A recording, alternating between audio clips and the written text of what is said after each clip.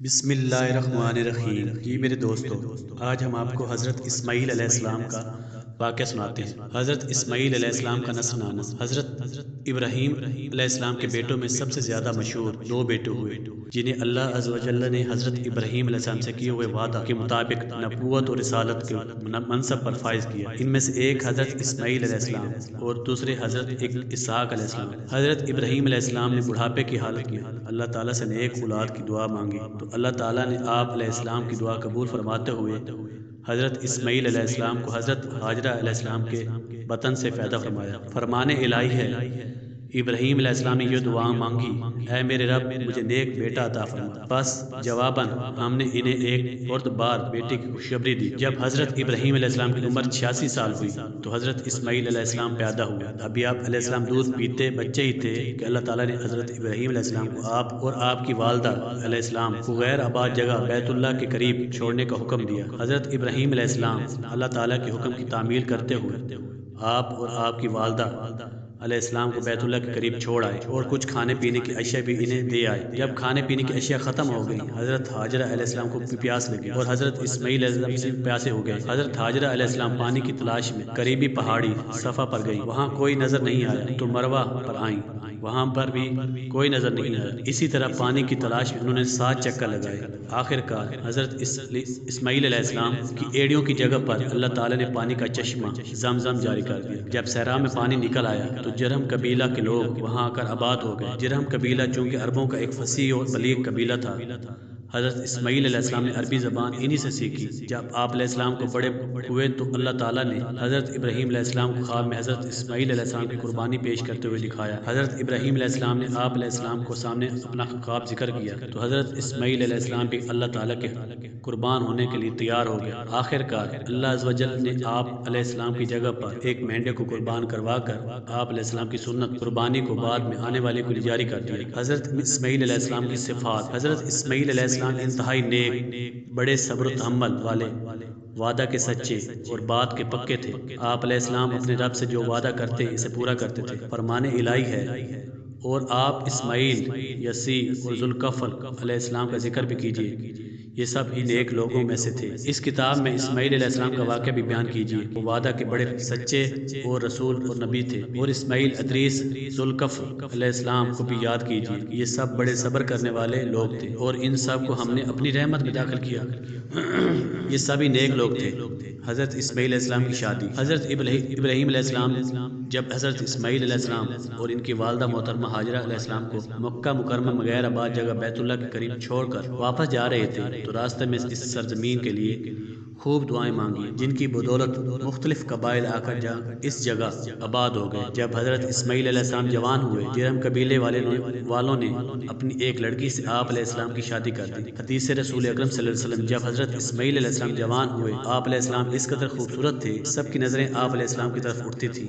چنانچہ جرہم قبیلہ والوں نے آپ علیہ السلام کے اپنے قبیلے کی ایک لڑکی عمارہ بنت سعد بن اسامہ بن عقیل امالیکی سے شادی کر دی۔ آپ علیہ السلام کی والدہ محترمہ اللہ کو پیاری ہو گئی۔ حضرت اسماعیل علیہ السلام کی شادی کے بعد حضرت ابراہیم علیہ السلام کی خبر گیری کے لیے فلسطین سے مکہ مکرمہ تشریف لائے تو حضرت اسماعیل علیہ السلام کو گھر میں موجود نہ پایا۔ حضرت اسماعیل علیہ السلام کی بیوی سے ان کے گزر بسر کے متعلق پوچھا۔ بہو نے ناشکری کا اظہار کرتے ہوئے کہا، ہمارے حالات بڑے خراب ہیں اور ہم بڑی تنگی کی زندگی گزار رہے ہیں۔ حضرت ابراہیم علیہ السلام کو ان کی یہ گفتگو اچھی نہ لگی اور ان سے فرمایا، جب تمہارے شوہر گھر آئیں انہیں میرا سلام کہنا اور یہ پیغام دینا کہ اپنے گھر کی دہلیز کو تبدیل کر دو۔ یہ کہنے کے بعد حضرت ابراہیم علیہ السلام واپس فلسطین چلے گئے۔ جب حضرت اسماعیل علیہ السلام تشریف لائے تو انہیں اپنی عدم موجودگی میں کسی کے آنے کا احساس ہوا۔ انہوں نے اپنی بیوی سے پوچھا کہ آپ کے پاس کون آیا تھا؟ اس نے بتایا کہ اس کی شکل و صورت ایک بزرگ آئے تھے اور مجھ سے گزر بسر کے متعلق پوچھا تو میں نے انہیں ساری صورتحال سے آگاہ کر دیا۔ انہوں نے آپ کو سلام بھی کیا اور آپ کے لیے پیغام بھی چھوڑا ہے، اپنے دروازے کی دہلیز کو تبدیل کر دو۔ حضرت اسماعیل علیہ السلام نے فرمایا، وہ تشریف لانے والے میرے والد محترم تھے، انہوں نے تمہیں جدا کرنے، طلاق دینے کا حکم دیا ہے، اس لیے میں تمہیں طلاق دیتا ہوں، لہٰذا تم اپنے اہل خانہ کے پاس چلی جاؤ۔ حضرت اسماعیل علیہ السلام پھر دوسری عورت سیدہ بنت مزاز بن عمرو جرہمی سے شادی کر لی۔ کچھ عرصہ کے بعد پھر حضرت ابراہیم علیہ السلام تشریف لائے۔ حضرت اسماعیل علیہ السلام کو پھر گھر میں موجود نہ پایا۔ بہو سے گزر بسر کے متعلق پوچھا۔ اس نے اللہ تعالیٰ کی شکر گزاری کا اظہار کرتے ہوئے کہا، ہم اللہ کے فضل و کرم سے خیریت سے ہیں اور خوشحال زندگی گزار رہے ہیں۔ حضرت ابراہیم علیہ السلام نے پوچھا کہ تمہاری خوراک کیا ہے؟ بہو نے جواب دیا گوشت۔ حضرت ابراہیم علیہ السلام نے پوچھا تم کیا پیتے ہو؟ بہو نے جواب دیا پانی۔ حضرت ابراہیم علیہ السلام نے اس وقت یہ دعا مانگی، اے اللہ ان کے لیے گوشت اور پانی میں خوب برکت پیدا فرما۔ آپ صلی اللہ علیہ وسلم نے فرمایا، حضرت ابراہیم علیہ السلام کی دعا کی برکت اب تک چلی آ رہی ہے۔ پھر آپ علیہ السلام نے بہو سے فرمایا، جب تمہارے شوہر آئیں تو انہیں میرا سلام کہنا اور یہ پیغام دینا کہ اپنے دروازے کی دہلیز کو برقرار رکھیں۔ یہ کہنے کے بعد حضرت ابراہیم علیہ السلام فلسطین چلے گئے۔ جب حضرت اسماعیل علیہ السلام کے گھر تشریف لائے تو بیوی سے پوچھا کہ میری عدم موجودگی میں آپ کے پاس کوئی آیا تھا؟ انہوں نے جواب دیا، جی ہاں، ایک خوبصورت بزرگ تشریف لائے تھے جو ہر اعتبار سے بڑے اچھے لگ رہے تھے۔ انہوں نے آپ کے متعلق پوچھا تو میں نے انہیں آپ کے متعلق بتایا۔ پھر انہوں نے ہمارے گزر بسر کے متعلق پوچھا تو میں نے بتایا کہ ہم خیریت سے ہیں، اور انہوں نے جاتے ہوئے یہ پیغام دیا کہ اپنے شوہر کو میرا سلام کہنا اور انہیں کہنا کہ اپنے دروازے کی دہلیز برقرار رکھیں۔ حضرت اسماعیل علیہ السلام نے فرمایا، اے میری بیوی، وہ تمہارے پاس تشریف لانے والے میرے والد محترم حضرت ابراہیم علیہ السلام تھے، اور وہ دہلیز تم ہی ہو جسے انہوں نے برقرار رکھنے کا حکم دیا ہے۔ حضرت ابراہیم علیہ السلام اپنے بیٹے کو پہلی بیوی کو ناشکری کی وجہ سے چھوڑنے اور دوسری بیوی کو شکر گزاری کی وجہ سے اپنی زوجیت میں رکھنے کی نصیحت فرمائی تھی۔ فرمان الہی ہے، اگر تم شکر ادا کرو گے تو میں اللہ تمہیں اور زیادہ نعمتیں دوں گا، اور اگر ناشکری کرو گے تو یاد رکھو میرا عذاب بھی بہت سخت ہے۔ حدیث رسول اکرم صلی اللہ علیہ وآلہ وسلم۔ ایک مرتبہ نبی کریم صلی اللہ علیہ وآلہ وسلم کے پاس ایک سائل آیا۔ آپ صلی اللہ علیہ وآلہ وسلم نے اسے ایک کھجور دی۔ اس نے ناراضگی کا اظہار کرتے ہوئے وہ کھجور واپس کر دی۔ پھر دوسرا سائل آیا۔